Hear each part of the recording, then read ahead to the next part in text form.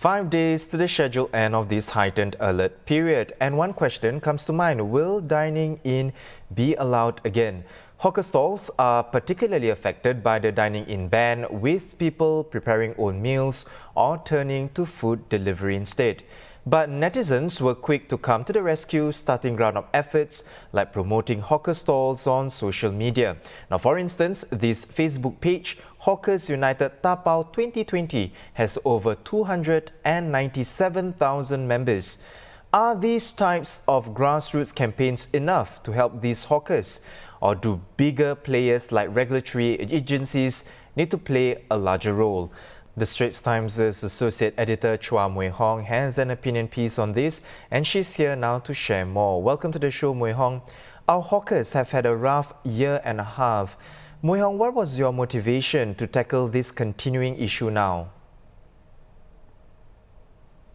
Hi, thanks for having me on the show, Haryanto. Well, first, as a Singaporean, I love my hawker food, and especially during this work from home period, being able to have access to affordable meals is so important. Also, some personal background here. My late parents were hawkers, so, that is, for me, it's slightly personal. When I see all these elderly hawkers, I think they could be my parents.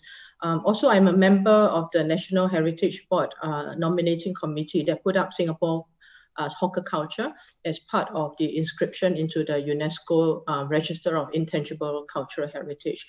And also this year, as we entered the basically the heightened alert phase, you can see many hawkers are struggling. And I was very touched when I saw so many social media posts put up by people, including some who are being put up by the children or the nieces and nephews of hawkers.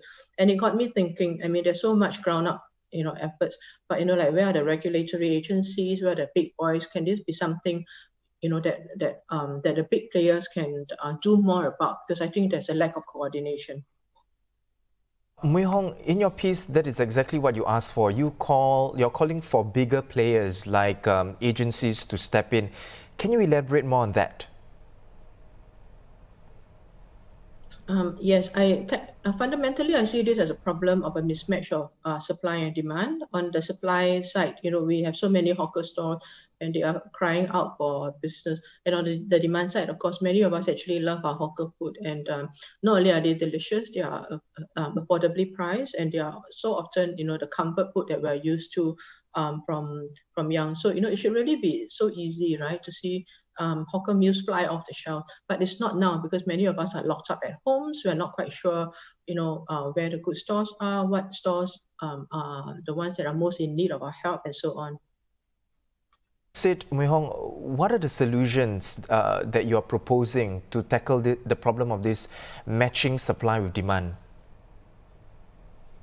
Okay, the way I see it, if we look at the supply chain for hawker food to get into our homes, we can divide it into three components. The first component is what I call e-ordering, and having access to the menus on a digital app and so on.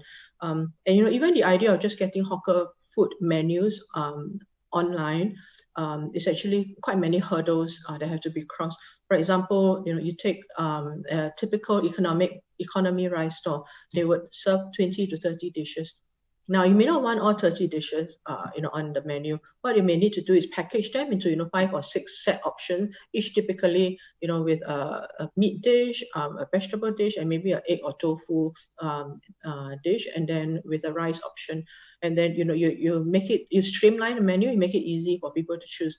Now, even getting that kind of, streamlined menu onto the app, I think will require our hawkers to think of doing things differently. You'll require a lot of hand-holding from the digital ambassadors who are on the ground to try to help them. So that's just one part, the e-ordering. That's the e-browsing. I call it the e-browsing. Then there is the e-ordering, which will require the hawkers to have point of sale systems that are linked to the ordering process so that they can generate order slips, and then they know what's required and they know what the pickup times are. And then the final component would be the e-payment. On e-payments, we are doing quite well. We're doing not too badly, because thanks to the government's Hawkers Go Digital program, which rolled out last year, about more than half our hawkers already offer e-payment option. So that's a fantastic base to work on. And to support that e-payment process, the government actually recruited about 1,000 digital ambassadors who are actively working with hawkers to get them on board.